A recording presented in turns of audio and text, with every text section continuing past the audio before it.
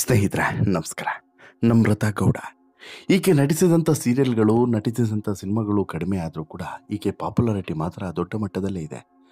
ಅದ್ಯಾವಾಗ ಈಕೆ ಬಿಗ್ ಬಾಸ್ಗೆ ಹೋಗಿ ಬಂದ್ಲೋ ಅದಾದ ಬಳಿಕ ಈಕೆಯನ್ನು ಫಾಲೋ ಮಾಡೋರ ಸಂಖ್ಯೆ ಕೂಡ ಹೆಚ್ಚಾಗಿದೆ. ಅದರ ಜೊತೆಗೂ ಈಕೆಯ ಮೇಕಪ್ ಇರ್ಬೋದು, ಡ್ರೆಸ್ಸಿಂಗ್ ಸೆನ್ಸ್ ಇರ್ಬೋದು, ಜೊತೆಗೆ ಈಕೆಯ ಆ್ಯಟಿಟ್ಯೂಡ್ ಇರ್ಬೋದು, ಮಾತು ಗೀತು ಪ್ರತಿಯೊಂದಕ್ಕೂ ಕೂಡ ಅಭಿಮಾನಿಗಳ ದೊಡ್ಡ ಸಮೂಹ ಇದೆ.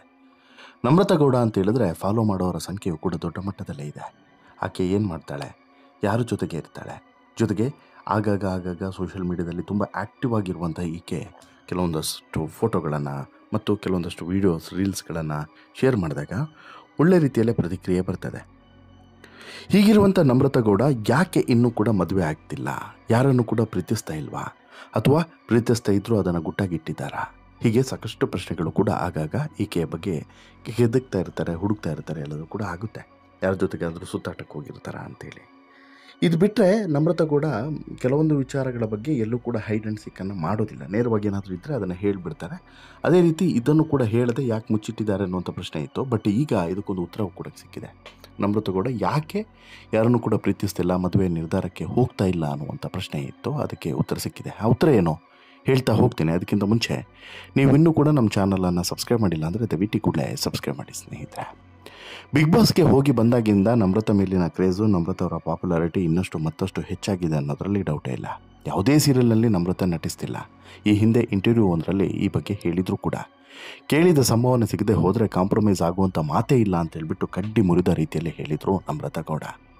ನಮ್ರತಾ ಅವರ ಲೈಫ್ ಸ್ಟೈಲ್ ಚೆಂದ, ಹೀಗೆ ಬದುಕಬೇಕು ಅಂತ ಹೇಳಿದರೆ ಹಾಗೆ ಬದುಕಿ ತೋರಿಸ್ತಾರೆ. ಪೋಷಕರ ಬೆಂಬಲದಿಂದ ಇಂದು ಜೀವನ ಗಟ್ಟಿಯಾಗಿ ನಿಂತಿದೆ.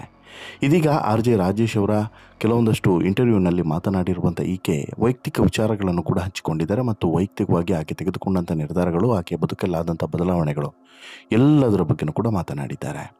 ನಾನು ನಮ್ಮ ಪೋಷಕರಿಗೆ ಒಬ್ಬಳೆ ಮಗಳು, ಸಿಬ್ಲಿಂಗ್ಸ್ ಇದ್ದರೆ ಅಥವಾ ಬೇರೆ ಯಾರಾದರೂ ಬಂದರೆ ಚುಚ್ಚಿ ಸಾಯಿಸಿ ಬಿಡ್ತೀನಿ ಅಂತ ಹೇಳ್ಬಿಟ್ಟು ಹೇಳಿದ್ದೆ ಅಂತಲೂ ಕೂಡ ಹೇಳಿದ್ರಂತೆ. ಪ್ರಾಬಬ್ಲಿ ಅವರಿಗೂ ನಾನೊಬ್ಬಳೆ ಸಾಕು ಅಂತೇಳಿ ಅನಿಸುತ್ತೆ. ಆದರೆ ಈಗ ಅನಿಸುತ್ತೆ ಯಾರಾದರೂ ಒಬ್ಬರು ಇರಬೇಕಾಗಿತ್ತು ಅಂತ ಹೇಳಿ ಅನಿಸುತ್ತಂತೆ. ನಾನು ಬೆಳೆದಂತಹ ಫ್ಯಾಮಿಲಿ ಜಾಯಿಂಟ್ ಫ್ಯಾಮಿಲಿ, ಅಷ್ಟಾಗಿ ಪ್ರೀತಿ ಸಿಗ್ತಾ ಇರಲಿಲ್ಲ. ಹೆಣ್ಣು ಮಗು ಅಂದರೆ ಬ್ಯಾಡ್ ಫೀಲ್ ಅಂತೇಳಿ ಮಾಡ್ತಾಯಿದ್ರು. ಅಪ್ಪ ಅಮ್ಮನ ಕಡೆಯಿಂದ ಹೆಣ್ಣು ಅಂದರೆ ದುರಾದೃಷ್ಟ ಅಂತೇಳಿ ಹೇಳಿಸ್ತಿದ್ರು. ನಾನು ಹುಟ್ಟಿದಾಗ ಅವರಿಗೆ ಏನೋ ಒಂದು ಆಕ್ಸಿಡೆಂಟ್ ಆಗಿತ್ತಂತೆ, ಅದು ನನ್ನ ದುರಾದೃಷ್ಟ ಅನ್ನೋ ಥರ ಮಾತಾಡ್ತಾ ಇದ್ರು ಆರಂಭದಲ್ಲಿ. ಚಿಕ್ಕವಳಿದ್ದಾಗಿಂದನೇ ಲಿಪ್ಸ್ಟಿಕ್ ಹಾಕ್ಕೊಳ್ಳೋದು, ಹೇರ್ ಸ್ಟೈಲ್ ಮಾಡ್ಕೊಳ್ಳೋದು, ಅಮ್ಮನ ದುಪ್ಪಟ್ಟದಲ್ಲಿ ಸೀರೆ ರೀತಿ ಹಾಕ್ಕೊಳ್ಳುವಂಥದ್ದು, ಮಿರರ್ ಮುಂದೆ ನಿಂತು ಆ್ಯಂಕರ್ಗಳ ರೀತಿ ಮಾತನಾಡೋದು, ಇವನ್ನೆಲ್ಲ ಮಾಡ್ತಾ ಇದ್ದೆ. ಆ ವಯಸ್ಸಿನಿಂದನೂ ಕೂಡ ಆ್ಯಕ್ಟರ್ ಅಥವಾ ಡ್ಯಾನ್ಸರ್ ಅಂತಲೇ ನನ್ನ ತಲೆಯಲ್ಲಿತ್ತು. PU ಆದಮೇಲೆ ಫ್ಯಾಷನ್ ಡಿಸೈನರ್ ಆಗಬೇಕು ಅಂತ ಹೇಳ್ಬಿಟ್ಟು ಸ್ವಂತ ಬ್ರ್ಯಾಂಡನ್ನು ಮಾಡಬೇಕು ಅನ್ನೋದು ನನ್ನ ಕನಸು. ಅದರ ಮೇಲೆ ಈಗ ಕೆಲಸ ನಡೀತಾನೂ ಕೂಡ ಇದೆ ಅನ್ನೋದನ್ನು ಕೂಡ ಹೇಳ್ತಾರೆ. ಇನ್ನು ಯಾಕಿನ್ನೂ ನೀವು ಮದುವೆ ಆಗಿಲ್ಲ ಅನ್ನುವಂಥ ಪ್ರಶ್ನೆಯನ್ನು ಕೇಳಿದಾಗ ಅಚ್ಚರಿಯ ಉತ್ತರವನ್ನೇ ಕೊಡ್ತಾರೆ. ಇನ್ಫ್ಯಾಕ್ಟು ನಮ್ರತಾ ಈ ನಡುವೆ ಅಂದರೆ ಈ ಸೀರಿಯಲ್ಲು ಮತ್ತು ಬಿಗ್ ಬಾಸು ಈ ಎರಡು ಕಾರ್ಯಕ್ರಮಗಳ ನಡುವೆ ಬೇರೆ ಎಲ್ಲೂ ಕೂಡ ಕಾಣಿಸ್ಕೊಂಡಿಲ್ಲ. ಒಂದೆರಡು ಸಿನಿಮಾಗಳಲ್ಲಿ ನಟಿಸಿದ್ರು ಬಿಟ್ಟರೆ ಯಾವುದೂ ಕೂಡ ದೊಡ್ಡ ಹಿಟ್ಟಾಗಲಿ, ಕಂಬ್ಯಾಕ್ ಆಗಲಿ ಅಥವಾ ದೊಡ್ಡ ಲ್ಯಾಂಡ್ಮಾರ್ಕನ್ನು ಕ್ರಿಯೇಟ್ ಮಾಡಿಕೊಡುವಂತಹ ಯಾವುದೇ ಸಿನಿಮಾಗಳು ಆಕೆಗೆ ಸಿಗಲಿಲ್ಲ. ಜೊತೆಗೆ ಆಕೆ ಕೆಲವೊಂದು ಕಡೆ ನೇರ ಮತ್ತು ನಿಷ್ಠುರತನದಿಂದ ಇರೋದೇ ಆಕೆಯ ಬೆಳವಣಿಗೆಗೂ ಕೂಡ ಮುಳುವಾಯ್ತಾ ಅಂತಲೂ ಕೂಡ ಅನುಮಾನಗಳು ಬೀಳ್ತವೆ. ಯಾಕಂತ ಹೇಳಿದ್ರೆ ಸಿನಿಮಾ ಇಂಡಸ್ಟ್ರಿ, ಬಣ್ಣದ ಲೋಕ ಹೇಗಿದೆ ಅನ್ನೋದು ನಿಮಗೆ ಎಲ್ಲರಿಗೂ ಕೂಡ ಗೊತ್ತಿರುವಂತಹ ವಿಚಾರನೇ, ಅದೇನು ಗುಟ್ಟಾಗಿ ಉಳಿದಿರುವಂಥ ವಿಚಾರ ಅಲ್ಲ. ಹೀಗಾಗಿ ಬಹುಶಃ ನಮ್ರತೆಗೆ ಅಂಥ ಒಳ್ಳೆ ಅವಕಾಶಗಳು ಸಿಕ್ಕಿಲ್ಲ ಅಂತೇಳಿ ಅನಿಸುತ್ತೆ. ಇನ್ನು ನಮ್ರತಾ ಆಗಾಗ ಕಿಶನ್ ಜೊತೆಗೆ ಮಾಡುವಂಥ ಡ್ಯಾನ್ಸ್ ಇರ್ಬೋದು, ಅದನ್ನು ಅಪ್ಲೋಡ್ ಮಾಡಿದಾಗ ಆಗುವಂತಹ ಅಥವಾ ಸಿಗುವಂತಹ ವೈರಲ್ಲು, ಅದರ ಕಮೆಂಟ್ಸ್ಗಳು ಇವೆಲ್ಲದೂ ಕೂಡ ನೋಡಿದಾಗ ಸಹಜವಾಗಿ ಎಂಥವ್ರಿಗಾದರೂ ಕೂಡ ಅಪ್ಪಳಕ್ಕೆ ಆಗೇ ಆಗುತ್ತೆ. ಇನ್ನು ಸಾಕಷ್ಟು ರಿಸರ್ವ್ಡ್ ಆಗಿರುವಂಥ ನಮ್ರತಾ ಎಲ್ಲರ ಜೊತೆಗೂ ಕೂಡ ಬೆರೆಯೋದಿಲ್ಲ, ಎಲ್ಲರ ಜೊತೆಗೂ ಕೂಡ ಸೇರೋದಿಲ್ಲ, ಎಲ್ಲರ ಜೊತೆಗೂ ಕೂಡ ಹೊರಗಡೆ ಎಲ್ಲೂ ಕೂಡ ಹೋಗೋದಿಲ್ಲ. ಇನ್ನು ಈ ರಿಲೇಷನ್ಶಿಪ್ಪು, ಲವ್ ಬಗ್ಗೆ ಕೂಡ ಆಕೆ ತುಂಬ ಕಂಫರ್ಟೇಬಲ್ ಆಗಿ ಮಾತನಾಡುವಂತಹ ಹೆಣ್ಣೇನೂ ಅಲ್ಲ ಅನ್ನೋದನ್ನು ಕೂಡ ಇಲ್ಲಿ ಗೊತ್ತಾಗುತ್ತೆ. ನಾಚಿಕೆ ಅಂತಲ್ಲ, ನಾನು ಏನೇ ಮಾಡಿದರೂ ಕೂಡ ಅಪ್ಪ ಅಮ್ಮನಿಗೆ ಗೊತ್ತಿರುತ್ತೆ. ಒಂದೇ ರಿಲೇಷನ್ಶಿಪ್, ಅದು ನನ್ನ ಜೀವನದಲ್ಲಿ ಫಸ್ಟ್ ಆ್ಯಂಡ್ ಲಾಸ್ಟ್. ಹಾಗೆ ತಾನೇ SLC ಮುಗಿದಿತ್ತು, ಅಲ್ಲಿಯ ತನಕ ಟಾಮ್ ಬಾಯ್ ಥರ ಇದ್ದೆ ನಾನು. ಹೀಗಾಗಿ ಲವ್, ಕ್ರಷು, ಫೀಲಿಂಗ್ಸು ಇದ್ಯಾವುದು ಕೂಡ ಬಂದಿರಲಿಲ್ಲ. ಕಾಲೇಜಿಗೆ ಹೋದಾಗ ಲವ್ ಮಾಡುವಂಥ ಪರಿಸ್ಥಿತಿ ಎದುರಾಯಿತು. ಹಿಂದೆ ಬಿದ್ದು ಲವ್ ಮಾಡೋ ರೀತಿ ಮಾಡಿದ್ದ ಆತ. ಬಟ್ ಆರಂಭದಲ್ಲಿ ಅವನನ್ನು ದ್ವೇಷ ಮಾಡ್ತಾಯಿದ್ದೆ. ಇವನಾಕೆ ಹೀಗೆ ಹಿಂದೆ ಬೀಳ್ತಾನೆ ಅಂತೇಳ್ಬಿಟ್ಟು ಹೇಳ್ತಾ ಇದ್ದೆ. ಆದರೆ 3-4 ತಿಂಗಳಾದ ಮೇಲೆ ನನಗೂ ಫೀಲಿಂಗ್ಸ್ ಶುರು ಆಯಿತು. ಆಮೇಲೆ ನಾನು ಎಸ್ ಅಂದೆ ಅಂತಲೂ ಕೂಡ ಹೇಳ್ತಾರೆ. ಕಾಲೇಜಲ್ಲಿ ತುಂಬ ಫೇಮಸ್ ಆಗೋಗಿತ್ತು ನಮ್ಮ ಲವ್. ಅಪ್ಪ ಅಮ್ಮನಿಗೂ ಕೂಡ ವಿಚಾರ ತಿಳಿಸಿದ್ದೆ. ನನಗೆ ಕಮಿಟ್ಮೆಂಟು, ರಿಲೇಷನ್ಶಿಪ್ ಅಂತೇಳಿ ಗೊತ್ತಿರಲಿಲ್ಲ. ಆ್ಯಕ್ಚುಲಿ ಅದು ರಾಂಗ್ ಏಜ್, 16 ವರ್ಷ. 16 ವರ್ಷಕ್ಕೆ ಏನು ಅರ್ಥ ಆಗುತ್ತೆ? ಮಾತನಾಡೋದು ಆಗ ಏನೂ ಕೂಡ ಗೊತ್ತಿರ್ತಿರಲಿಲ್ಲ. ಪಿ ಯು ಆದಮೇಲೆ ನಾನು ಆ್ಯಕ್ಟರ್ ಆಗಿ ಕೆರಿಯರನ್ನು ಶುರು ಮಾಡಿದ್ದೆ. ಆ ಮನುಷ್ಯನಿಗೆ ಟೈಮ್ ಕೊಡೋಕ್ಕೆ ಆಗ್ತಾ ಇರಲಿಲ್ಲ.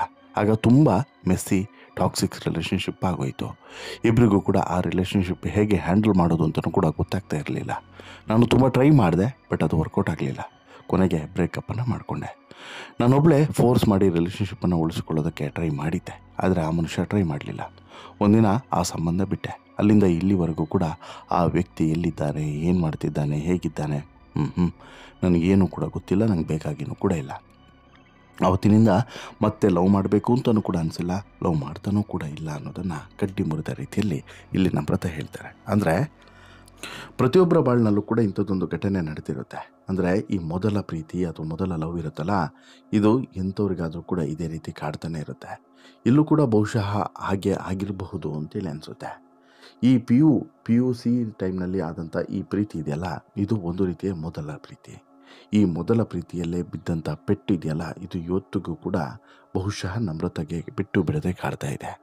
ಮತ್ತು ಯಾವತ್ತೂ ಕೂಡ ಇನ್ನೊಬ್ಬರನ್ನು ಆ ನಂಬಿಕೆಯಿಂದ ನೋಡುವಂತಹ ಧೈರ್ಯವನ್ನು ಕೂಡ ಆಕೆಯ ಮನಸ್ಸು ಮಾಡ್ತಾ ಇಲ್ಲ. ಯಾಕೆಂತ ಹೇಳಿದ್ರೆ ಆಕೆಗೆ ಗೊತ್ತು ಇದು ಯಾವುದು ಕೂಡ ವರ್ಕೌಟ್ ಆಗೋದಿಲ್ಲ ಅನ್ನೋದು ಬಹುಶಃ ಆಕೆ ಗೊತ್ತು. ಇನ್ನು ಒಂದೇನು ಅಂತ ಹೇಳಿದ್ರೆ, ಆಕೆ ಹೇಳಿದಂತೆ ಅಥವಾ ಆಕೆಗೆ ಅನುಭವ ಆದಂತೆ ಪ್ರೀತಿ ಅಂತ ಹೇಳಿದ್ರೆ ಟೈಮನ್ನು ಕೊಡಬೇಕು. ಪ್ರೀತಿ ಅಂತ ಹೇಳಿದ್ರೆ ಒಂದಷ್ಟು ಕಮಿಟ್ಮೆಂಟ್ಗಳಿರ್ತವೆ. ಪ್ರೀತಿ ಅಂತ ಹೇಳಿದ್ರೆ ಒಂದಷ್ಟು ಬದಲಾವಣೆಗಳನ್ನು ನಮ್ಮಲ್ಲಿ ನಾವು ಮಾಡಿಕೊಳ್ಳೇಬೇಕಾಗ್ತದೆ. ಅದು ಸಾಧ್ಯವಾಗದೆ ಹೋದಾಗ ಅದರಲ್ಲಿ ಸಹಜವಾಗಿ ಭಿನ್ನಾಭಿಪ್ರಾಯಗಳು ಬರೋದಿರ್ಬೋದು, ಈ ರೀತಿಯಾದಂಥ ಮಾತುಗಳು ಬರೋದಿರ್ಬೋದು, ಜೊತೆಗೆ ಬೇಡ ಸಹವಾಸ ಅನ್ನುವಂಥ ತೀರ್ಮಾನಕ್ಕೆ ಹೋಗೋದಿರ್ಬೋದು, ಎಲ್ಲದೂ ಕೂಡ ಆಗುತ್ತೆ. ಅದೇನು ಹೊಸ್ತವಲ್ಲ. ಆಮೇಲೆ ಆ ರೀತಿ ಆಗೋದು ವಿಶೇಷನೂ ಕೂಡ ಅಲ್ಲ, ಆಗುತ್ತೆ. ಇಲ್ಲೂ ಕೂಡ ಹಾಗೆ ಆಗಿದೆ ಅಂತೇಳಿ ಅನಿಸುತ್ತೆ. ಬಹುಶಃ ಈಕೆಗೆ ನಮ್ರತೆಗೆ ಎಲ್ಲೋ ಒಂದು ಕಡೆ ಇದು ಇಷ್ಟ ಆಗಲಿಲ್ಲ, ಎಲ್ಲೋ ಒಂದು ಕಡೆ ಆಕೆಗೆ ಸಹಿಸ್ಕೊಳ್ಳೋಕ್ಕೆ ಆಗಲಿಲ್ಲ. ಆ ಏಜ್ನಲ್ಲಿ ಹೇಗೆ ಏನು ಅನ್ನೋದು ಕೂಡ ಗೊತ್ತಾಗಲಿಲ್ಲ. ಸೊ ದಟ್ಟು ಒಂದೇ ಏಟಿಗೆ ಬೇಡ ಅಂತಲೇ ನಿರ್ಧರಿಸಿರ್ಬೋದು. ಬಟ್ ಅದಾದ ಮೇಲೆ ಇವತ್ತಿನವರೆಗೂ ಕೂಡ ಮತ್ತೊಬ್ಬ ಹುಡುಗನನ್ನು ಇಷ್ಟಪಡದೇ ಇರೋದಕ್ಕೂ ಕೂಡ ಅದೇ ಕಾರಣ ಆಗಿರ್ಬೋದು. ಅಂದರೆ ಪದೇ ಪದೇ ಈ ವಿಚಾರ ಆಕೆ ಕಾಡ್ತಾ ಇರ್ಬೋದು. ಎಲ್ಲೋ ಒಂದು ಕಡೆ ಇಲ್ಲ, ಸಾಧ್ಯವಿಲ್ಲ, ಇದು ವರ್ಕೌಟ್ ಮಾಡೋಕ್ಕಾಗೋದಿಲ್ಲ ಅನ್ನುವಂಥದ್ದು ಬಹುಶಃ ಆಕೆಗೆ ಅರ್ಥ ಆಗಿದೆ. ಸೊ ದಟ್ ಬೇಡ ಅನ್ನುವಂಥ ತೀರ್ಮಾನಕ್ಕೆ ಬಂದಿರಬಹುದು. ಅದೇ ಕಾರಣಕ್ಕೆ ಇವತ್ತಿಗೂ ಕೂಡ ಮದುವೆ, ಪ್ರೀತಿ, ಇನ್ನೊಂದು ಮತ್ತೊಂದು ಯಾವುದರಲ್ಲೂ ಕೂಡ ನಮ್ರತ ಎಲ್ಲೂ ಕೂಡ ಹೆಸರಾಗಲಿ ಅಥವಾ ಆಕೆಗೆ ಇವ್ರ ಜೊತೆ ಮದುವೆ ಇದೆಯಂತೆ, ಅವ್ರ ಜೊತೆ ಮದುವೆ ಅಂತೆ ಎಲ್ಲೂ ಕೂಡ ಬರಲಿಲ್ಲ ನೋಡಿ. ಇನ್ನು ಸುಮ್ಮನೆ ಸುದ್ದಿಗಳು ಬರ್ತವೆ, ಬಟ್ ಎಲ್ಲೂ ಕೂಡ ನಮ್ರತ ಇಲ್ಲಿವರೆಗೂ ಕೂಡ ಯಾರನ್ನೂ ಕೂಡ ಪ್ರೀತಿಸ್ತಿಲ್ಲ ಅಂತೇಳ್ಬಿಟ್ಟು ನೇರವಾಗಿ ಹೇಳ್ತಾರೆ. ಒಳ್ಳೆ ಫ್ರೆಂಡ್ಶಿಪ್ ಇದೆ, ಸಾಕಷ್ಟು ಜನರ ಜೊತೆಗೆ ಒಳ್ಳೆ ಫ್ರೆಂಡ್ಸ್ಗಳಾಗಿದ್ದಾರೆ. ಬಟ್ ಪ್ರೀತಿ ಅಲ್ಲ, ಅದು ಪ್ರೀತಿ ಅಲ್ಲ, ಸ್ನೇಹ ಮಾತ್ರ ಅನ್ನೋದನ್ನು ಕೂಡ ಹೇಳ್ತಾರೆ. ಇನ್ನೇನು ಇನ್ನೊಂದು ವರ್ಷದ ಒಳಗಡೆ ಮನೆಯಲ್ಲೂ ಕೂಡ ಹುಡುಗನನ್ನು ಹುಡುಕ್ತಾ ಇದ್ದಾರೆ, ಮದುವೆಯನ್ನು ಮಾಡ್ತಾರೆ. ನಂತರ ಲೈಫ್ ಸೆಟ್ಲ್ ಆಗಿಬಿಡ್ಬೋದು.